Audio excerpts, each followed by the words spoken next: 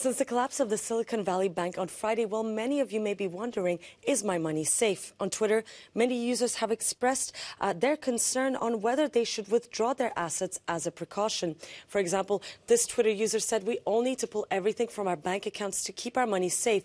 I've convinced my whole family and a few friends and co-workers that this is the most sensible choice."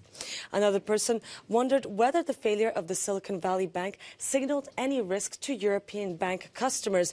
He asked, "Can someone who really knows about it explain to us what it means concretely for us Europeans? Is the money in our accounts at risk? And do we have to take it out and put it under a mattress?" And according to Google Trends, searches for "Is my money safe?" went up by 43% this week.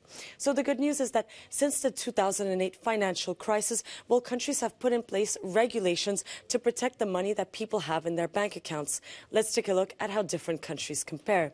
So first, in the U.S., the Federal Deposit Insurance Corporation insures people up to $250,000 or approximately 237,000 euros. So what about in the European Union?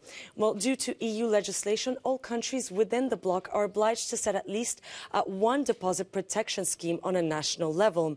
All schemes have to comply with the EU minimum deposit protection of up to 100,000 euros per person. So that means that all EU countries must insure a minimum of 100,000 euros per client per bank. That means if you have money in another bank, well, it'll also be insured. And for those of you who may have more than 100,000 euros in a single bank account, well, it might be a good idea to spread this money to another bank to make sure you're covered by the deposit scheme. And if a bank in the EU fails, customers must be reimbursed within 20 working days. But by January 2024, that limit will be reduced to 7 working days. In the UK, customers of banks under the Prudential Regulation Authority, so the PRA, are protected up to £85,000.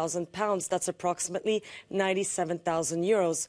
And although there are protection schemes in many countries to avoid losing customers' assets, well, experts have told us that the collapse of the Silicon Valley Bank is a good reminder to be aware of where your money is held and not to have it all in one place.